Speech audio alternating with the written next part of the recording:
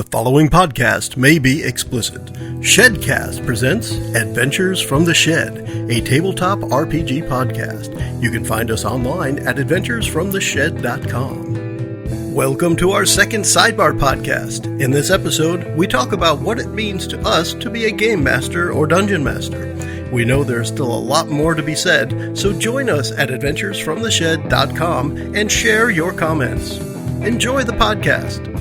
It's going to get started. All right.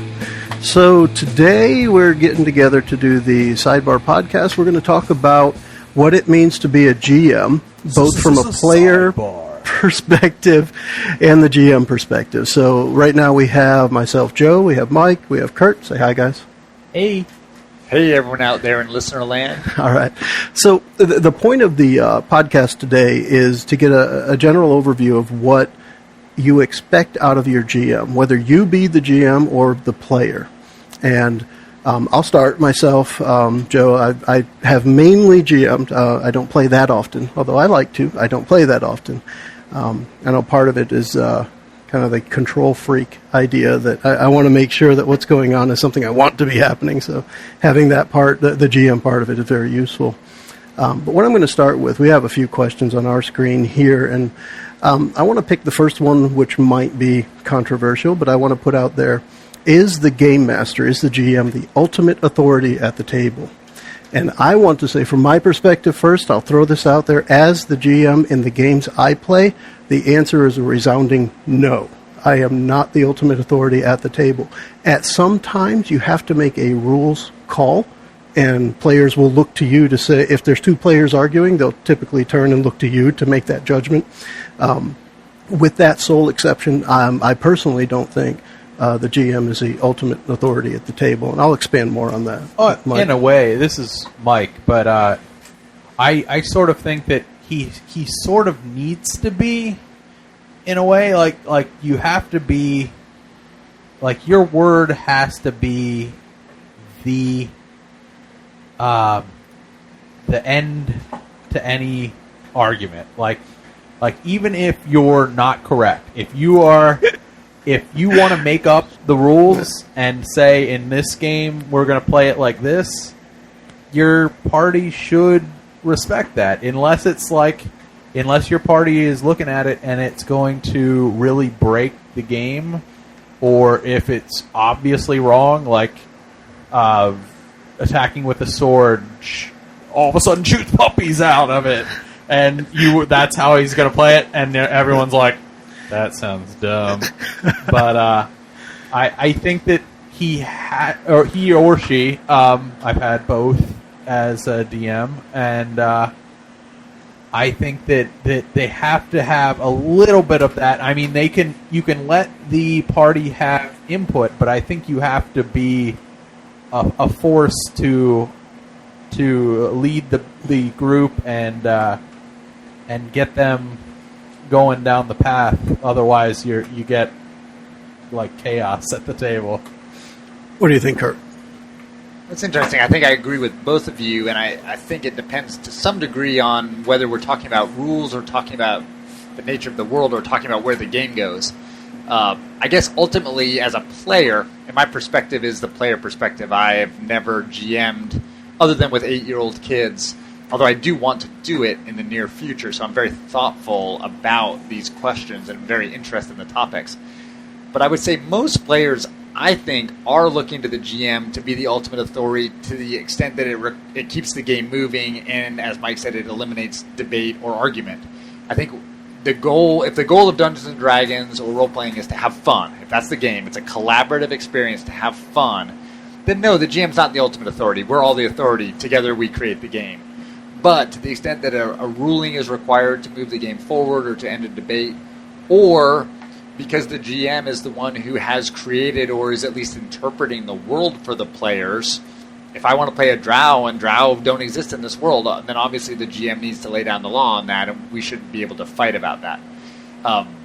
Ideally, it's a perfectly collaborative venture. In practice, I think most players are looking to the GM to be the authority. Now, having said that, what I like about good GMs, including Joe, is he doesn't have to know every rule. And in fact, I don't want him to rule on every rule. If he looks out to Mike and says, hey, how does this work? Or Kurt, what's the ruling on this? Or JJ, what's the modifier on this?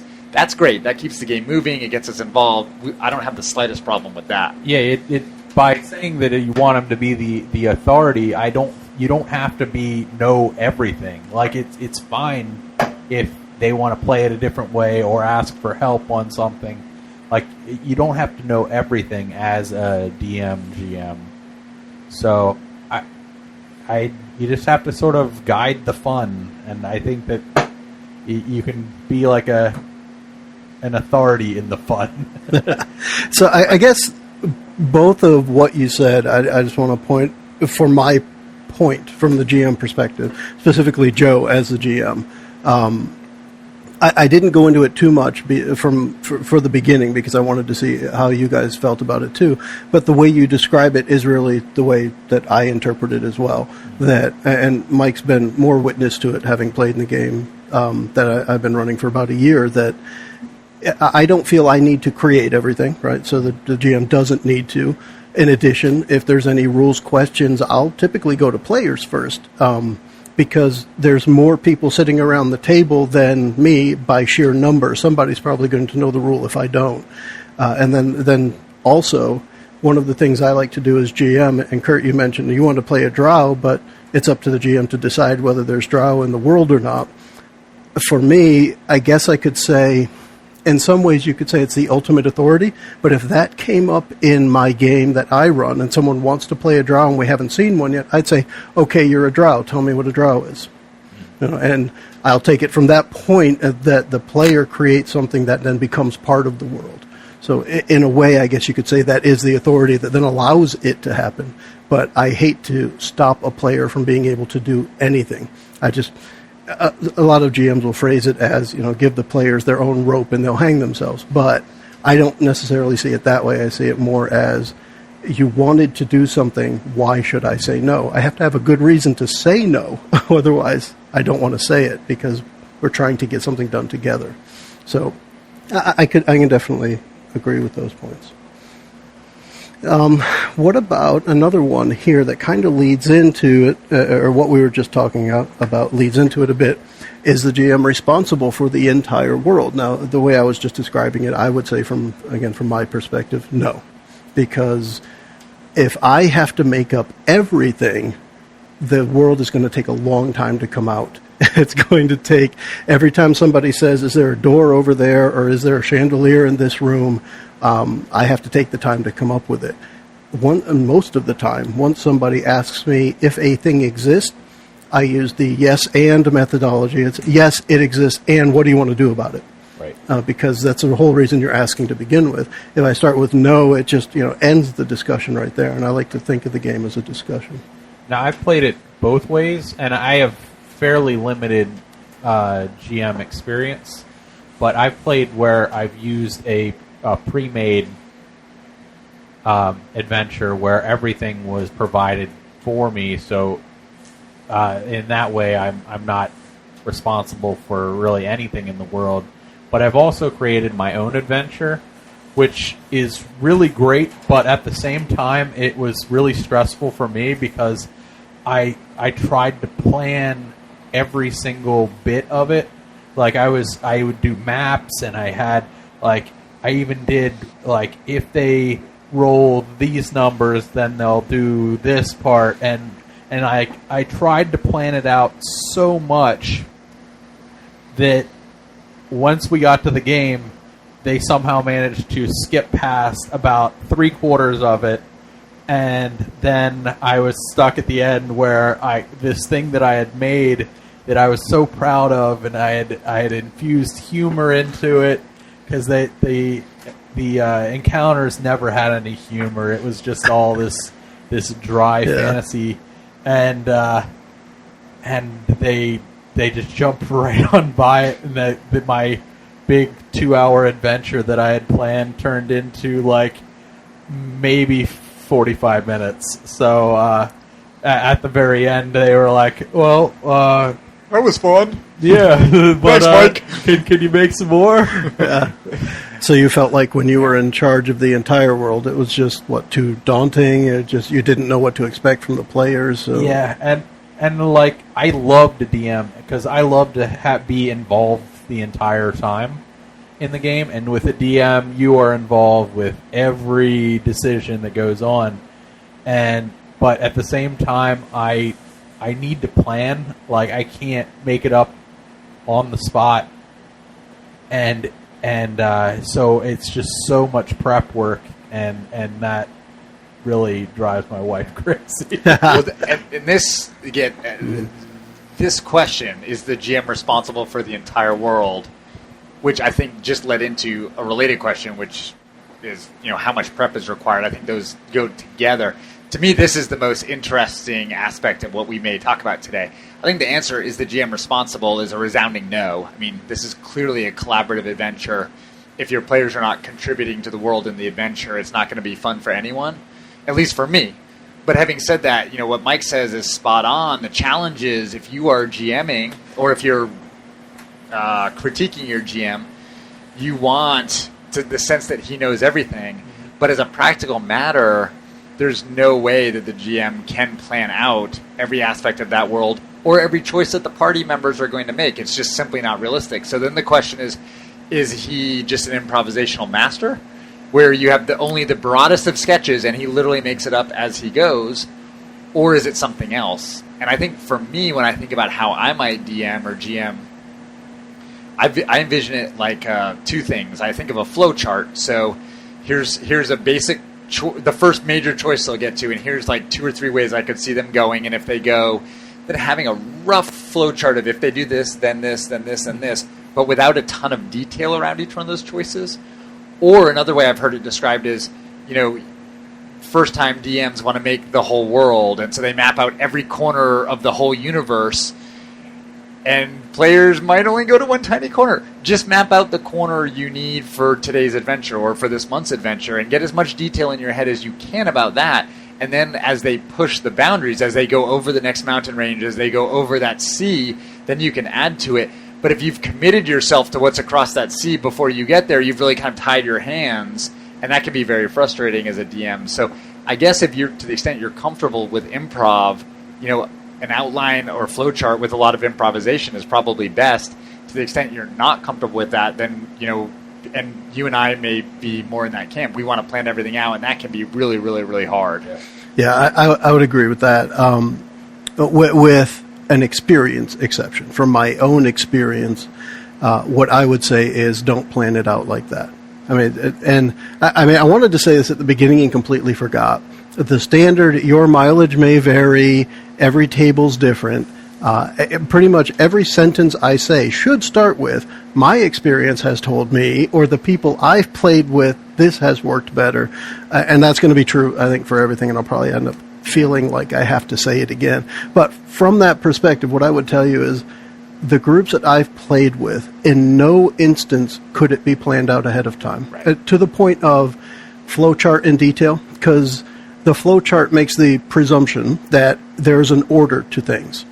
As soon as players sit around the table, any order you could have possibly conceived is lost. Right. Unless you really railroad them into things. Yeah. Right. And that I've heard different game masters where they want to tell a certain story, and they will push you through that flowchart. But I think if you get a good GM like Joe, he does maybe the outline of a concept and uses the players to sort of fill in the colors in it. So even island names or town names or character names, he has none of those planned out, and they all get made up on the spot, and then they become canon from then on out. That's usually where the humor comes in. Right. Well, and I have two thoughts about that. I mean, one, for people who might be listening, if you're out there and you've listened to some of our play sessions, I think that you have even said that you're having a hard time with the starter set because it is very fixed, it's very railroaded, and it's not the way you like to play. And technically, I want to play it as it's printed to give an example of the starter set using my own little flares that aren't in there. And a quick example of the things like when JJ says Ferris casts a ray of frost at something, and I say it freezes, there's nothing in the rules or in the module that say the thing freezes. It just says it takes damage. So I like to throw things in there to make it a little more. But yeah. But it's very frustrating to you when you have to flip 2 pages ahead to see what that NPC tells you. Yes. That obviously really bothers you. And it probably comes across to the listeners, and I don't think it's representative of how you would GM a home game. Having said that, I wonder, having not done it, okay, so if you can't really flowchart and you can't really script out, which I agree with, then, and given how easy it would be if you had really scripted it for players to just completely skip over a castle or a room or a dungeon, do you, and this is a question for you, in advance of a night session, knowing you're going to play for 3 hours, say, I've got 10 monsters that I'm going to have pulled out from the bestiary or the monster manual, whatever it is, that I might like to use in some combination or some place, and that way you've got the stat blocks and you've got the hit points or whatever it is that you need, and you don't know how they're going to play in, but at some point tonight you might see a bugbear, you might see a beholder, you might see a green dragon, or is it truly on the fly? And then if it's truly on the fly, are you literally flipping through your books to find those stat blocks as you play? That question has 2 answers. One answer is for D20 systems like Dungeons and Dragons, and for me that answer is I do need to have monster stat blocks ready for the ideas of the monsters in the area.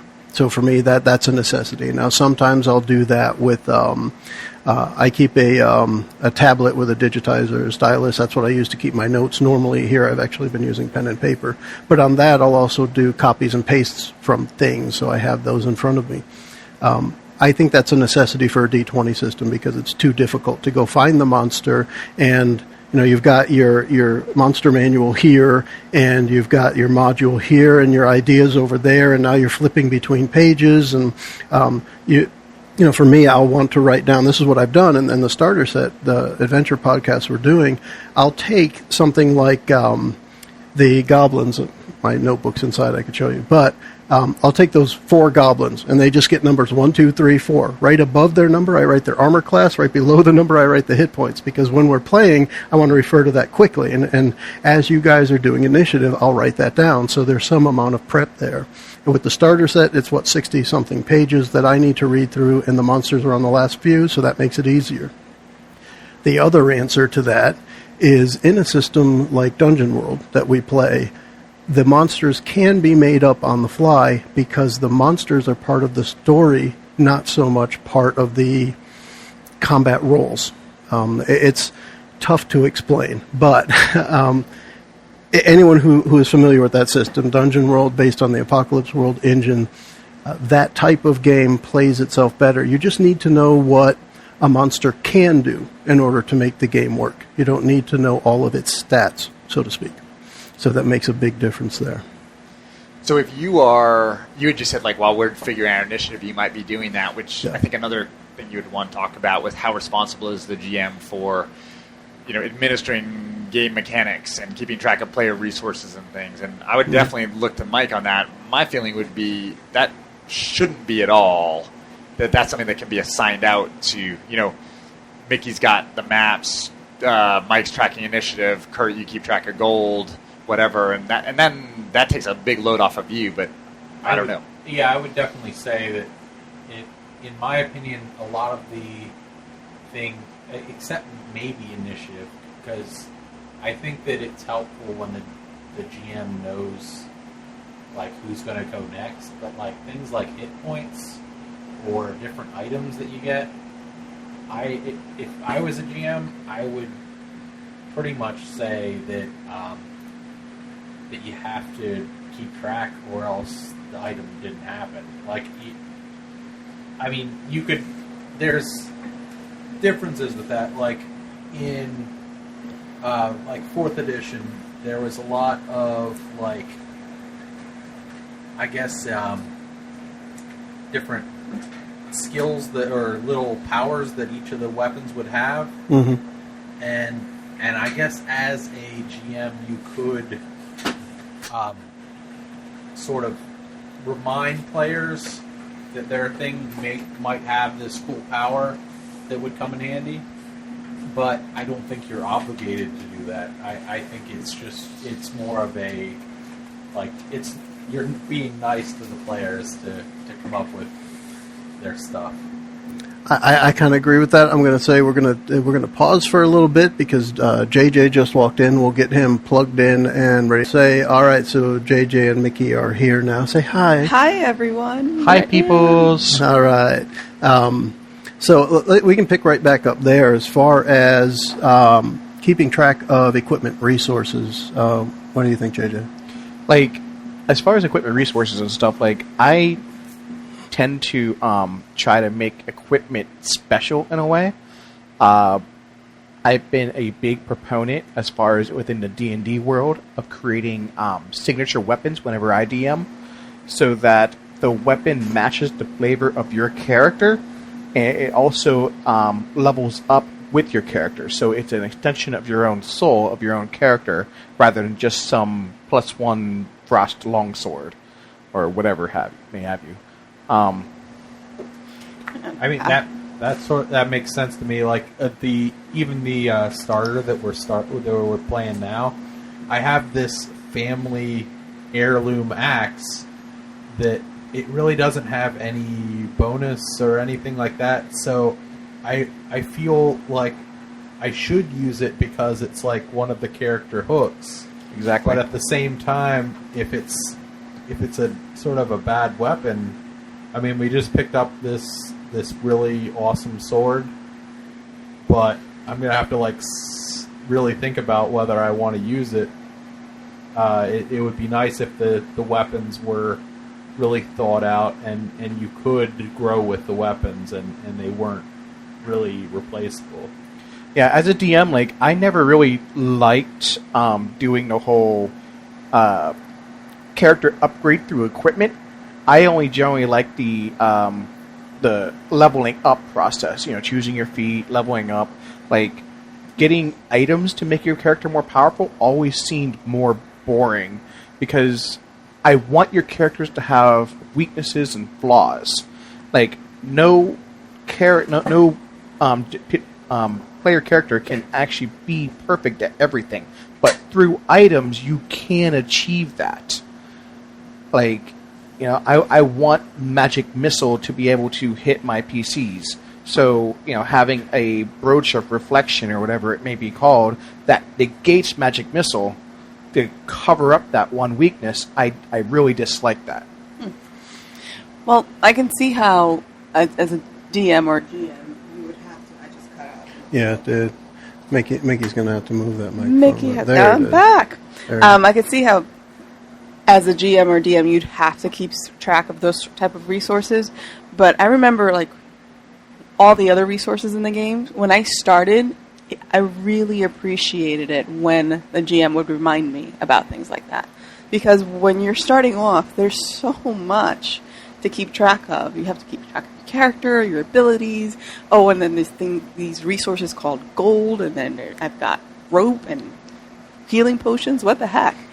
So I appreciated getting a little bit of extra help. And I think as a GM, that's something you need to keep in mind is the skill level and the experience of the players that are at the table. Because more experienced players, it's rote. They know to keep track of that type of stuff.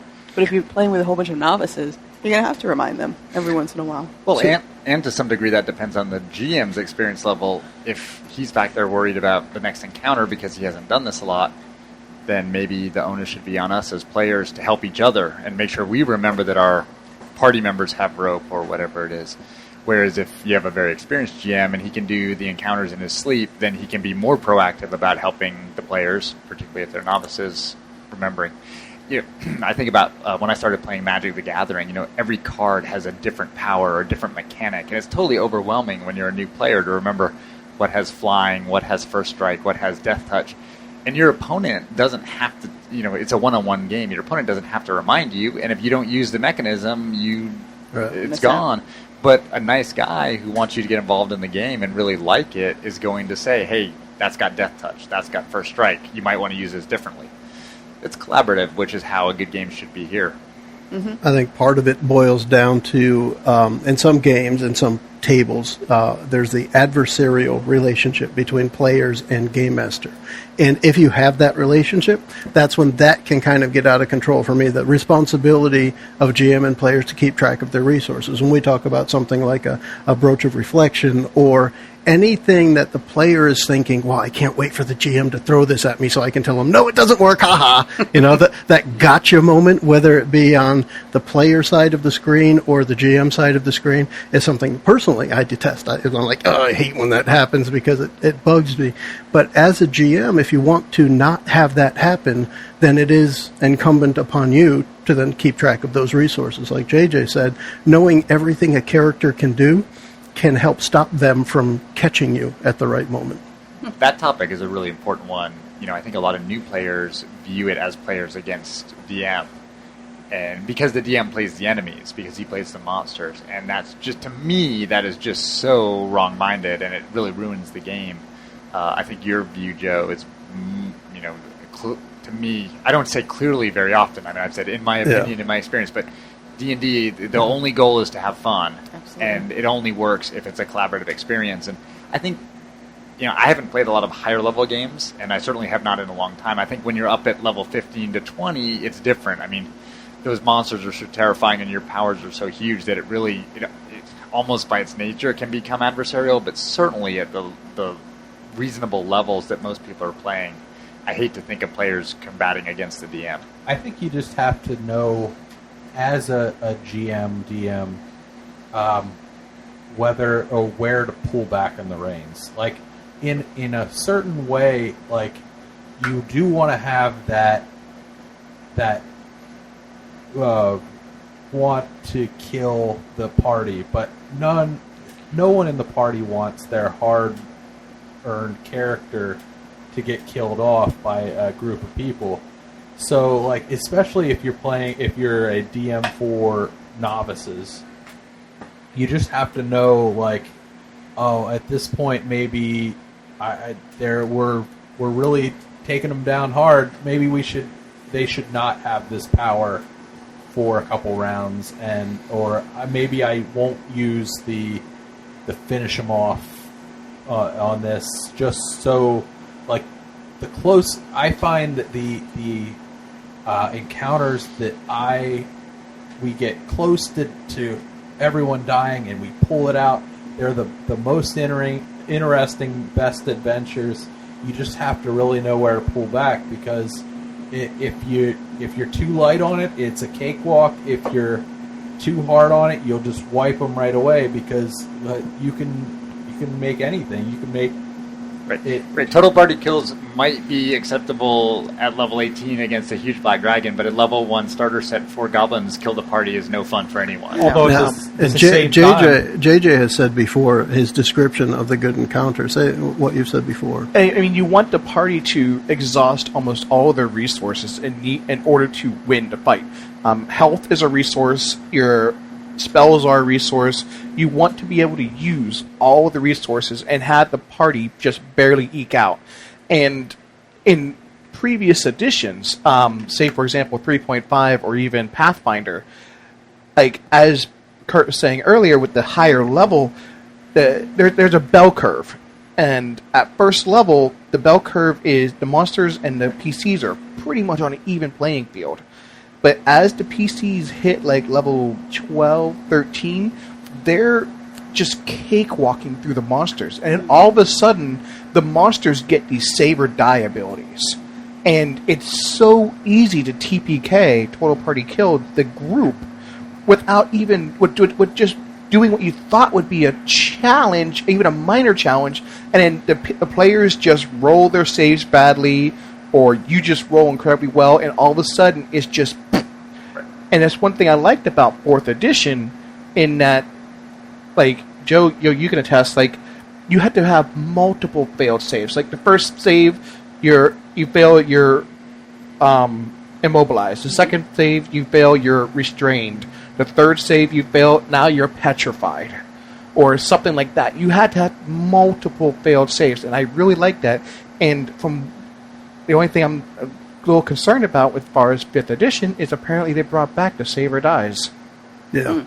Yeah, I've seen that a little bit in that too. Well, whether that holds through to it, we'll see. I guess at least up to level 5 as we get through the starter set. Well, and what both Mike and JJ have said raises a question I think about, and Joe, look to you for this: fudging rolls. You know, if the goal is to pull the reins back so that everyone has fun, has a good encounter, but doesn't necessarily get wiped out in their first goblin encounter. Yeah. I know there are DMs out there, GMs, who will not fudge rolls and the die rolls as it is. To me, that seems silly if the goal is to have fun, but I'm not a game master, so what do you think about that? I think a lot of it boils down to, and I actually want to use this to lead into one of the questions I have up here about, is the GM duty, is that job best handled by one person all the time? Because there are tables where typically there's one person that GMs all the time. And I'll use the game that we've been playing, Mike and I have been a part of for the last year, where I've been the GM the whole time. And I'll say right out, I don't mind if I get to play at all. I would have fun playing.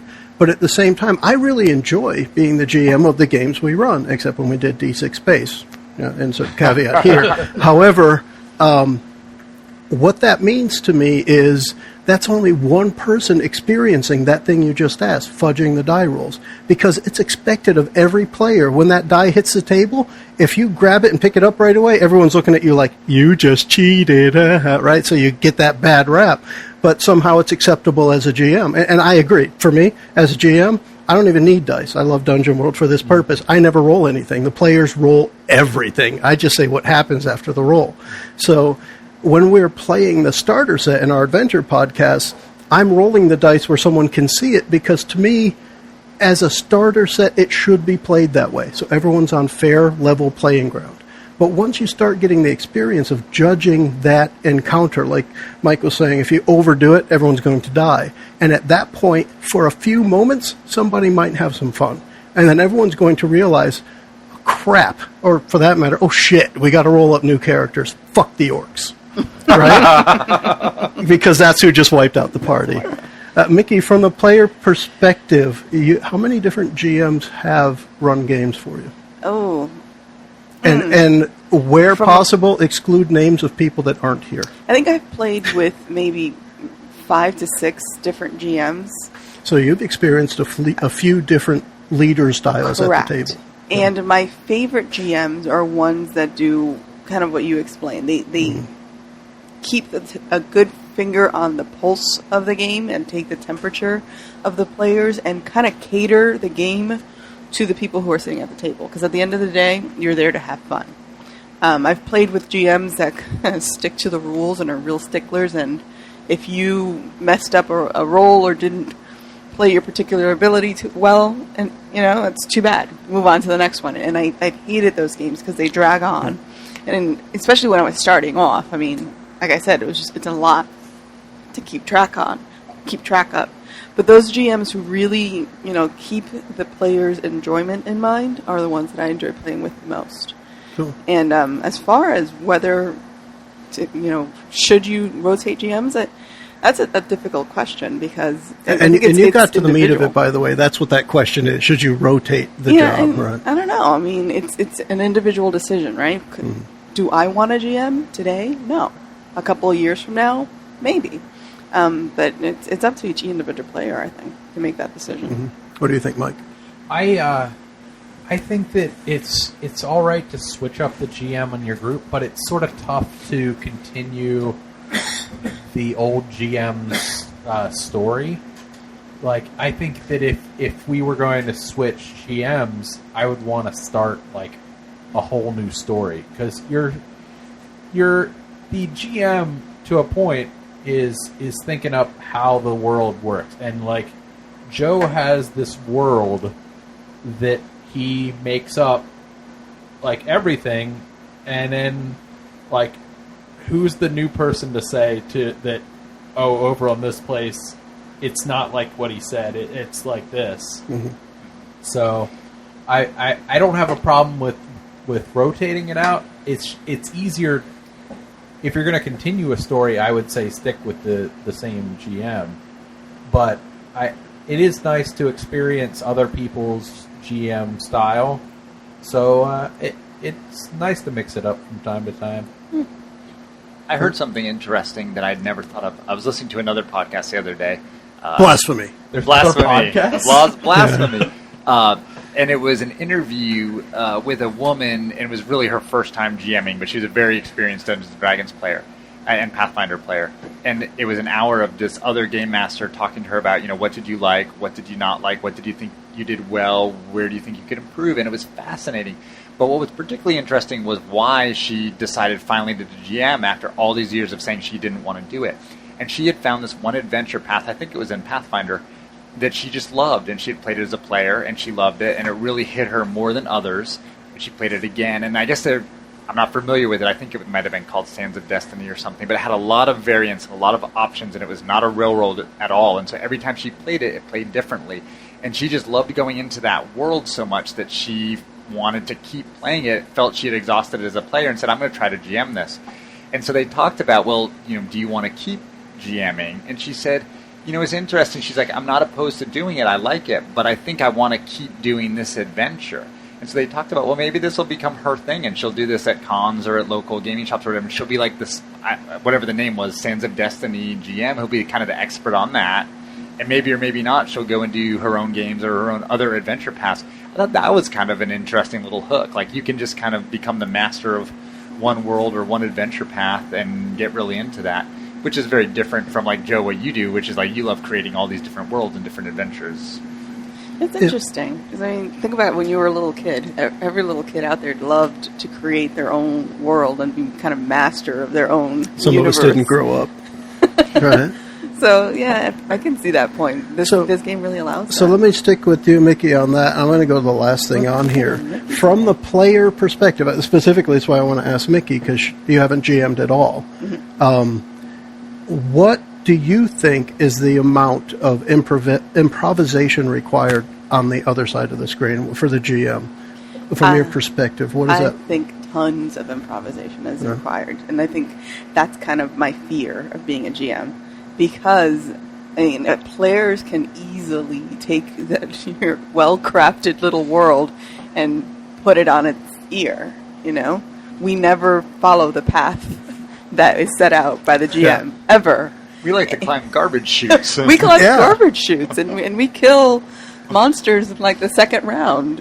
And I, as a player, that's awesome when that happens. As a GM, that would really irritate me, because I've spent 4 hours putting this whole battle together, and you guys blew through it in 5 minutes. No, I'm not doing this anymore. So tons of improvisation, I think. So right from the other side of that, JJ, you've probably GM'd plenty of games that Mickey has been in. How much do you feel you've had to improv in those games? Oh, tons. Like she said, it's the players don't ever go the direction you expect them to. And something that my early DMing was hindered by was the fact that, no, you guys need to do this. I created this, and you're going to do it whether you like it or not. And it was, that was a mistake on my part. And as I've matured as a DM, I've realized that I was reading a book one time on improv, about improv in acting, and the goal in improv is to never say no. Whatever anyone does, you build off of that, and that really changed. That was the turning point. That was the keystone to my paradigm shift. Like, I realized that I can build a world where the players are invested in it, rather than me being invested in it and forcing my views onto the player. You get a better game when the players are the ones building the world and you're helping them see it. Right. I actually, you guys missed it because we had recorded it before you came in, but I was telling Mike and Kurt that I use the yes and principle, because no stops a conversation. No, just it's over. So things like, is there a fireplace in the room? Yes. And what do you want it for? What are you going to do with it? And you keep that conversation going, because to me, that's what we're doing here. We're having a conversation and we're pretending to be elves while doing it, right? So that's cool. I got some practice with my 9-year-old last week. We read bedtime stories, and it's easy to do. and sometimes it gets a little boring. So I said to I wanted them to craft the story. So I said to them, to my 9-year-old and 6-year-old, so who's going to be the hero tonight? And the idea was I was going to ask who's going to be the hero, what's going to be the challenge, and I'll spin a little 10-minute story, which was all fun and games until my 9-year-old said, with a sly grin, "Fuck the orcs." Dad, that's for you two. He said, "The hero is a shoe." And then I said, "And what is the shoe's challenge?" And he said something like, "He wants to get to the island to see a turtle." At which point it's like 8:30. Good luck with that, I've been at my law practice all day, and I was like, "Screw this! It's King Arthur again." The shoe's name is King Arthur. Just as an interesting side note to that specifically, my girls, one of the things we used to do, being a little older now, we haven't done it as often, but the bedtime story was always in the third person. So my daughter Catherine, the bedtime story started with, "Once upon a time there was a little girl named Catherine, and today she," and then we would fill in all the blanks, and she'd go through her day, because unfortunately, working, I missed the first part of the day. So listening to her go through that, and that was a fun way to do it too. Especially when she put dragons and in there stuff. Yes, when she would tell me things that I know didn't happen that day, I let them slide in the bedtime story. Right? As a good GM. Exactly. Yes, and it's time to go to sleep. What do you think, Mike? Improvisation. Oh, it's huge. Creativity is like number one. Because like I said... I would draw a distinction between creativity and improvisation.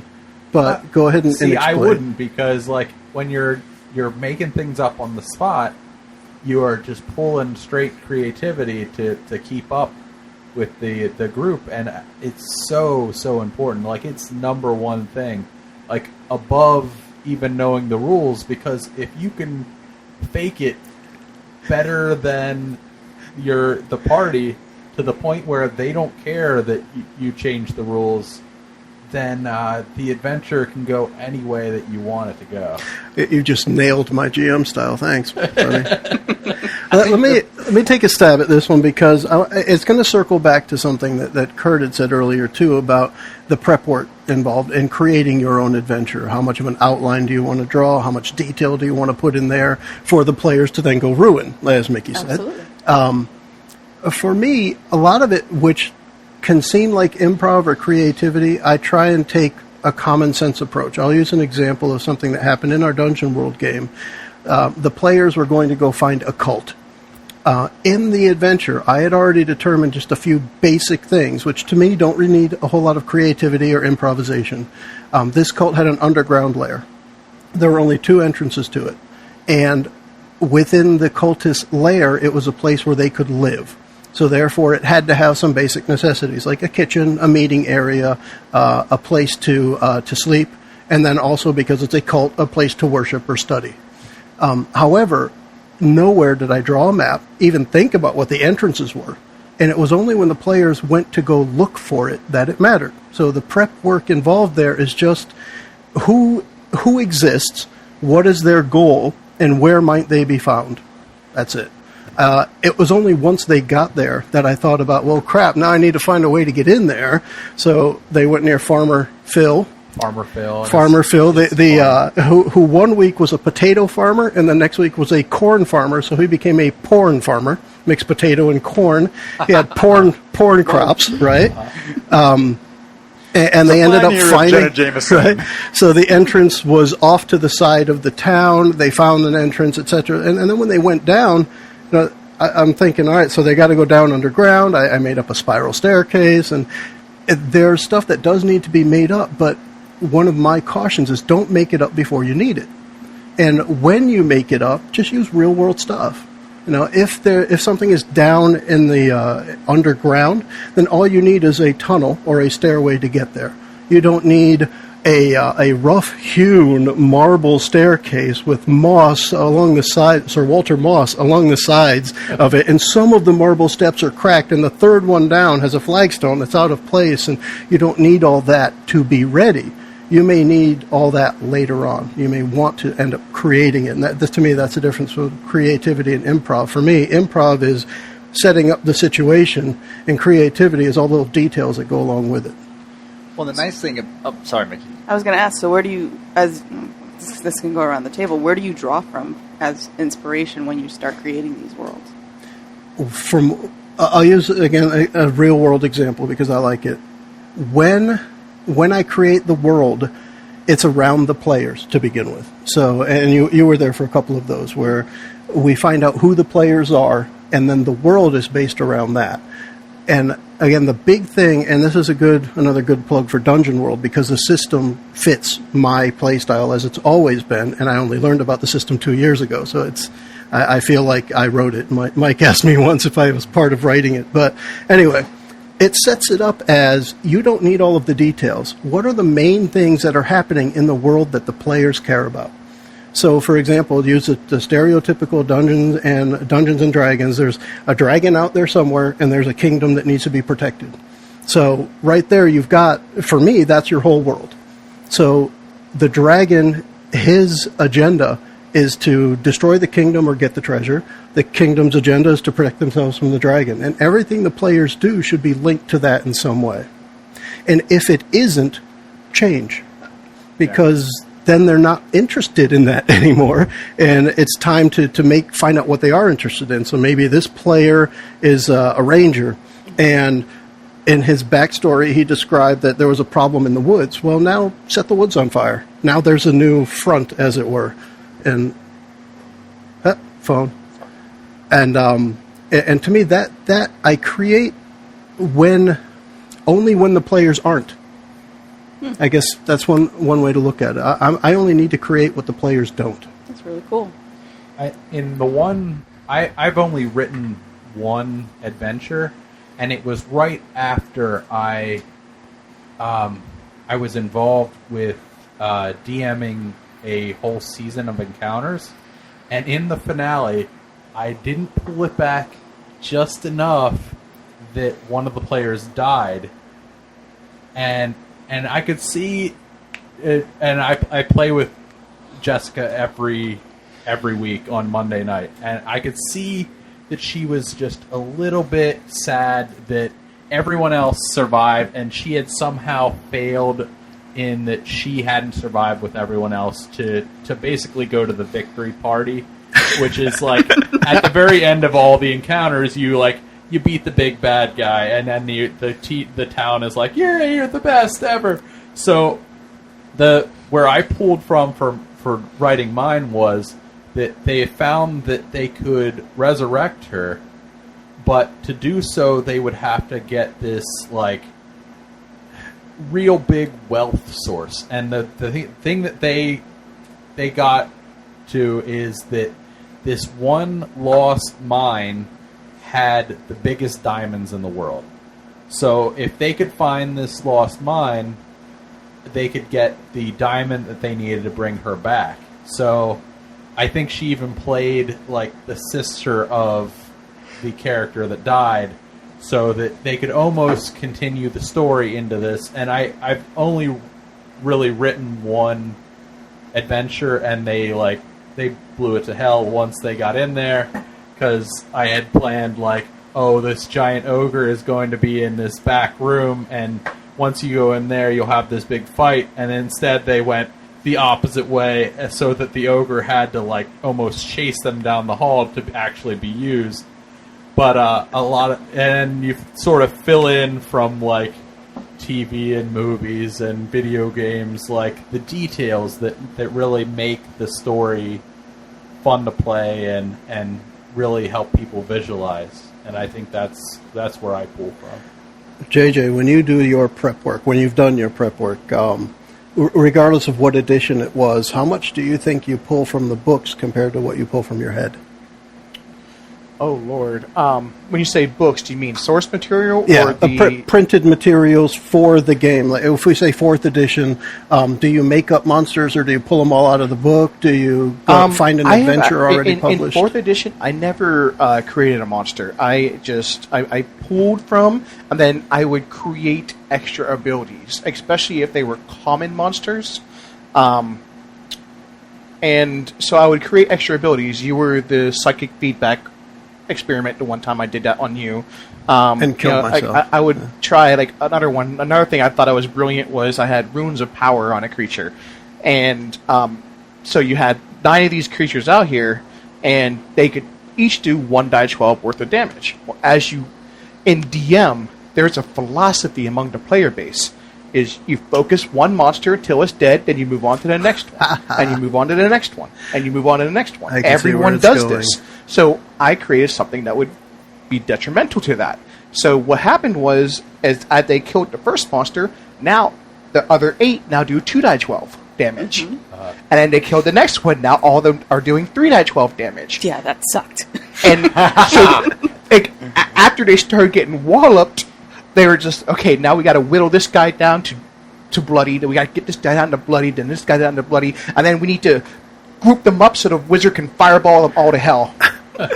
And, like, at least for me, I think that's my strongest, my strongest ability is improving fights. I don't think I'm as good a storyteller as Joe is, but I love the challenge of challenging the players without killing them. To be fair, I don't think I'm as good as I am either. But Having played with both of them, I would agree with that. You are, JJ, you are amazing at gaming fights, and it would irritate me to no end when he would just switch the rules mid-fight on monsters. I'm like, that's not fair. You can't do that. 4th edition tactical stuff, that made a big difference it was terrible. to have that mind in there. Kurt, has there been anything that you heard that helps you get ready for your first GM session? Anything else you'd like to hear? I mean, it's all very helpful. None of it's really unexpected, other than just, I think, giving confidence to improv more and plan less. Yeah. Having said that, you know, for my first time or two, I'll probably use a printed adventure. Although I'm definitely drawn towards planning a world or planning a campaign. I have other pressing priorities in my life at the moment. But I also think the things what I don't like in a GM, we talk about what do we like and what do we expect. What I don't like is getting drawn out of the game. And it seems like, if I'm hearing you correctly, if you're making it up on the fly, yeah, it's hard to do that. But on the other hand, it's just coming out of your head, so you can give it straight to us. Whereas, for example, and this is not in any way a criticism of you, it's a criticism to some degree of printed adventures. When the DM has to flip back and forth, or when you ask a question about an NPC and Wizards of the Coast, who wrote the adventure, hasn't told us what that NPC would say. It's really hard unless you've really thought about it. You just kind of say, well, the adventure doesn't say what happens there, or something, and that takes you out of the world. Whereas I think when you run your Dungeons World game, that would never be the response. You would come up with, you would come up with an answer to any question anyone asks you about any one of your characters, and so.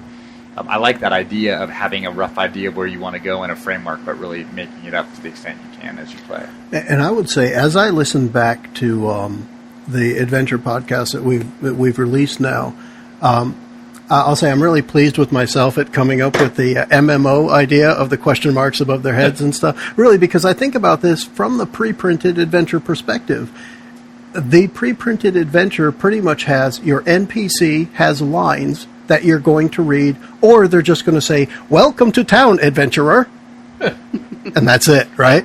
And no matter how many different ones you walk up to, they have either nothing or a pre-printed line or two. And that's what makes it difficult with that published adventure. And one thing I would caution anybody who wants to start with a published adventure is go into it with that mindset. Make sure you know that if there isn't an answer, it's really a good idea not to make one up. Because if, for example, you're talking to the mayor, and the mayor has 3 lines, and one of them is "fuck you, orcs," one of them is the orcs are coming back to raid the town, and the last one is we killed all the orcs, and somebody says how much does tea cost? Don't say it costs 5 gold, because somewhere else in the adventure it's going to say tea is 5 silver, and you just broke the adventure. Yeah. So you have to be cautious. Only use what's printed, and that is, it does frustrate me with the starter set, but if I start creating stuff that isn't printed, the next page may undo everything that's been done. Yeah. The answer to how much does tea cost would be, go see Linda down at the town store. But then you find out it's actually Fred. Right. Right? So now you've just transgendered an NPC for no reason because, it's fun. yeah. Well, that's fun if you're making it up. But then the published adventure, like Kurt, you had said once, there's going to be people that are cursing at the podcast because we're saying a name of a town wrong. Well, think about if we screw up the whole damn adventure. Right. Right. And that happens at the table. So that's a big thing.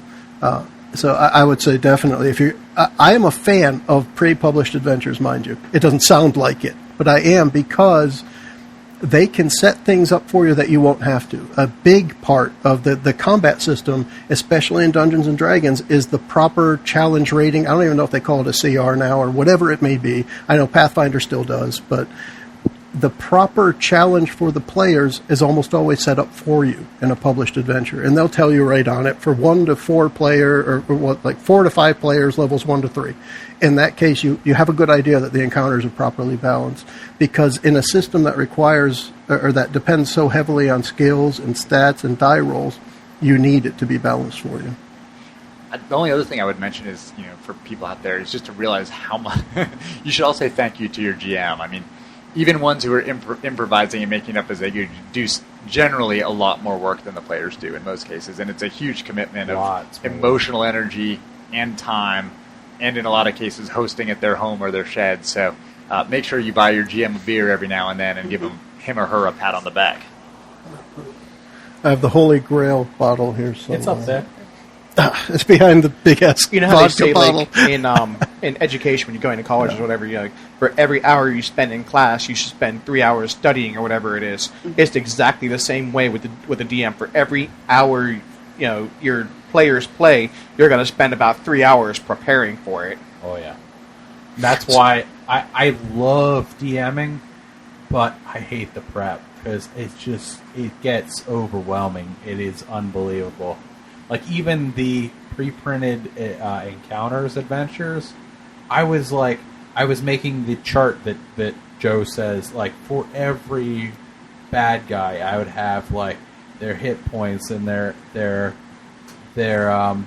armor class and, like, what moves they had, and I would rewrite it down from the book so I had it all in one place and didn't have to flip back and forth, and it would just be like, I would be like sitting in the living room and my wife's watching TV and she'd be like, well, I thought you played yesterday. What are you doing working on the thing? And it's like, well, if I don't do it now, I'm going to have to, like, right before it, do all this. Like, it got to the point where I would, just to have something more planned and ready, I would pre-roll. And I would just have a card and just roll. So, like, right before everyone started, I would just roll, like, 50 times and write them on the card, just so I could focus on everything else that was going on in the game and didn't have to roll. Like, I would just go down the list and check them off as I use them, and it could help out, or it could be...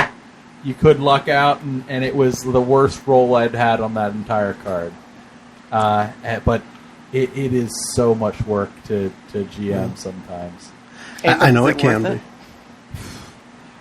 It's really fun though too. Yeah, I think for the how amount much work it is. Like, there was one time where we had 9 people at the table, and the DM was, like, getting just really frustrated and trying to keep track of, like, I mean, anyone who's DM and tried to do 9 people is crazy. So what ended up happening was I volunteered to run the combat side of things. I was going to be the co-DM, and I would only run the combats, while the other DM controlled the story of the, like, NPCs and everything like that. And that system worked out really, really well. We ended up playing like that for about 9 months, and it was a lot of fun.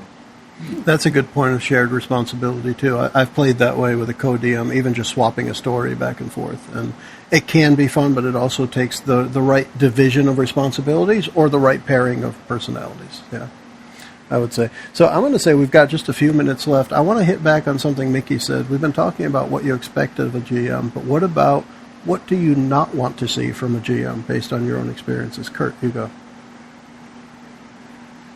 I don't want someone who hasn't prepared. Okay. Whatever that means to him or her. just showing up and saying I'm going to wing it is not going to be acceptable. I mean, you've got. I guess you got to stop showing up here. Well, you've played enough Yeah, that to the extent yeah. you wing it, it's not truly winging it. And I You've just, done your yeah. prep. I guess I want someone who, if not loves the game, at least respects and is really interested in the game. If you don't like it, let's not waste the time. Let's do something else. By the game, do you mean the rule system or the group of people at the table, or both? That's a great question. I was thinking the rule system. I mean, Now, I realize for our podcast, we're doing different games for a learning experience. But generally, if you're DMing, play a game you like. If you don't like the Dungeons & Dragons world, go play Shadowrun. If you don't like Shadowrun, go play Dungeon Crawl Classics. Whatever. That's an interesting question. How do you feel about your group? Because I imagine that is difficult, and that rarely will you like everyone at the table, and that you will like some groups more than others. And I would think that you could still be a great, effective DM, even for a group you didn't love, of players that you didn't really love. I guess I would want to think a little more about that, but I would want you to at least really like the game you were, or be very interested in the game you were doing. All right, what do Beyond you that, think? I mean, I have some other thoughts, but I'd throw it over to Mike. Yeah, what do you think? I think I said this earlier. The railroading, just to get it's so tough. Like you do all this planning and stuff, and you want them to use your stuff that you've made. But you don't want the DM to railroad you into it and to make you do this thing. And I've almost seen this with the adventure we're playing, where we got to Philandrin and Vandalin. and the whole group was like, okay, we're going out after his cousin. We're going to go up, find Cragmaw Castle, and then we'll hit that, and then we go, oh, but all the NPCs want us to do their busy work just so they'll tell us where it is. So Yeah. so we're routed away from what we actually would probably do if he was making it up, and it hurts it a little bit. I mean, I love to do these side quest things, and I'm sure it'll be fun and interesting to get our butts kicked by a banshee or whatever it is. but I it would be nice if it truly let us go where we want to go. So, from that perspective, would you say what you don't want out of a GM is to follow that? You want them to bend it so it's not a railroad? What is the part that you don't I'm just like? thinking that if it makes it takes you sort of out of it if they're just pushing toward this one thing and don't let you do your own way. The pre-made adventure wants us to do these side quests, and so going up to the castle first and then maybe doing the side quests later doesn't even seem like it's an option. Where if you were running the adventure, we could probably push them out in different order, and it would be perfectly fine. That's a really good point on that adventure, because if I hear you correctly, and if I remember our last session correctly, we have to do one or more of the side quests to get the information about where Cragmar Castle is. Whereas, why can't we go to... Yeah. Someone knows where Cragmar Castle is, and then we can choose to come back and take care of the Banshee. It's In still general, better. the answer is yes, but I'll still say that one reason I'm so tickled about the idea of the MMO, the online game mesh there, is this is very much like that. It's, when you first start World of Warcraft or EverQuest or whatever, you can't go do the level 20 quest. You have to start level 1 going through the full storyline for your class before you can see the paladin trainer who gives you the holy sword. You can't get the sword at 1, and that's what this adventure screams to me at this point. Since I made that internal connection, of course, I'm going to make it all linked because I'm Sometimes you biased have to towards get it. the beaver pelts before you can... Get the beaver. Well, in this adventure, we have to remember it's a starter set. It is meant for people who have either never played D&D or who want to start fresh after years away. It's not made for people who have all played Pathfinder and 4.0 and So I hear what you're saying. It's interesting, at a larger question, I know we have to wrap up, that open world versus railroad. Because in video games, everything used to be very linear, very railroad, and then we hit a point maybe with Grand Theft Auto 3 or something else where it was just open sandbox. You could go anywhere you wanted. You could do whatever you wanted in any order. Yeah, pretty much a game where you could kill hookers was the door opener for everything. Exactly. Right. But I think about Skyrim, which, Elder Scrolls V Skyrim, which a lot of people, it's their all-time favorite game. It's their all-time favorite fantasy game. And to me, it actually drove me insane for two reasons. First of all, you could have 150 side quests open at any given time. I mean, every NPC you met gave you a quest. But more importantly, it had a driving story, actually two driving stories that seemed really important. Dragons are about to destroy the world, and there's a civil war. I mean, those are big stories. But if you spent 200 hours doing side quests and chasing daisies, nothing happened in those main stories. They just sat there and waited for you, which drove me nuts because I was like, it can't be a very compelling story if it'll sit there and wait while I do all this other stuff. Mm-hmm. So it sounds like a bit of a tangent, but I think it does go into this question of, how do you build linearity into a story without restricting player agency? Yeah. Back to that topic of what do you not want to see in a GM? As someone who's probably spent an equal amount of time being a player as a GM, one of the things that always annoyed me as a player and something I strive to not do as a GM was, as Mickey said earlier, feeling the pulse of the group. If you see one of your players, staring at their phone or twiddling their thumbs or just dozing off into space, just because it's interesting to you as a GM and you know that this huge plot hook is coming up and you just got to get them to go to it, maybe it's not as interesting as you think it is. And you have to be willing to just drop that, even if you've done the 19 hours of prep work. If the players just don't care, you got to keep... I mean, like we all said, it's all about having fun. And that's basically what it is. It's something I've tried to do as a GM, and one thing it always irks me as a player. Yeah, you want a GM that can get the hint without needing to be hit with a clue by 4. Yeah. All right. I heard what you did there. What do you think, Mickey? You you brought it up, but let's go back to you on it. What is it that I do not want a GM to do? Yeah, and not necessarily just one thing. I mean, list the myriad of things JJ does that annoys you. I think if we want to go there, I don't think we have enough time. I think everyone kind of has already covered it, but from the perspective of a female player, I would expect the GM to treat me like any other player. Because, I mean, let's face it, in this world there are few female players that are willing to sit at a table with guys and play this kind of game. So I would expect to be treated just as well as like one of the guys, not singled out or objectified.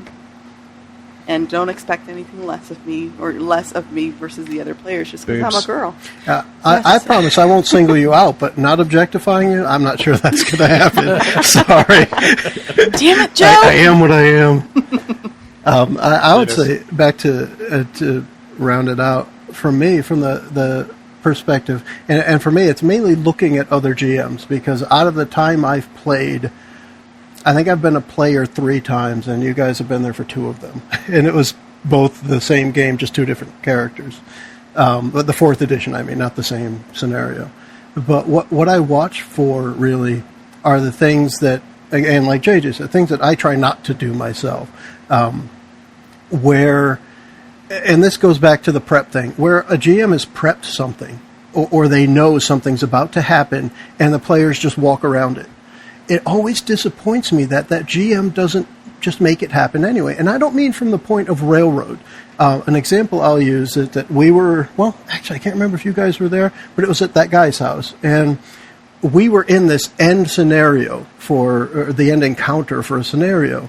And it was a big room, and there was a bad guy at the other end of the room, and we had to walk across the room to him. And he had the grid laid out on the table, and he said, when you move, you have to show me what squares you move to. And, all right, so you're moving to there? No, that one's okay. All right, so you're moving to H4? Well, that one's okay. And it's painfully obvious there are traps in the room. Now, nobody stepped on one, and boy, was he pissed. Now, you can imagine he was pissed. And I sat there the whole time saying, just set off a trap. Set it off. Yeah. Just set one off. Don't get upset that the ultra cool thing isn't happening. Just make it happen. It is that simple, because the players don't know they weren't stepping on those stones until you told them they weren't. So it's just as easy to say, "Oh, that was a bad step," and then explain this cool thing that you've been brimming to talk about. And to me, it's one of those things that when we're playing in the game that Mike and I are in, if there's anything cool to be had, someone is going to have at least one clue of it before the day is done, no matter what it is. And if not, I feel like I failed, because it's a secret then. And a secret in a game where everything is by default a mystery, a secret's the default. It's stupid. It's got to come out. In the real world, hiding is clever, because you can see everything until something is hidden. And when we play at these tables, it's the exact opposite. Everything is hidden by default, and it's only what comes to light that's cool. So if it didn't come to light, if no one ever hears about it, then it was just a waste. And that's where the prep comes in. The more prep you do, the more you should be ready to either let it go when they skip it, or just bring it in the next room. If there was a treasure chest and they don't search this room, just put it in the next one. Wait till they say they search a room and say, "There's a treasure chest." Yeah, Just let it go. don't let the cool stuff slip by, because then at the end of the session, you're the GM that says, "Wow, you guys skipped everything. You're stupid." And everyone around the table saying, "What a pompous ass."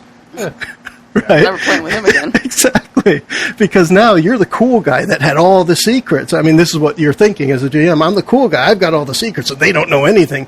In the meantime, they're like, "Well, everything was secret. You could have just told us." And that brings it back to the adversarial natures. Yeah. Sometimes, the players get upset when they die, but there's no reason to be upset. It's just part of the story. You had to take your death as part of the story.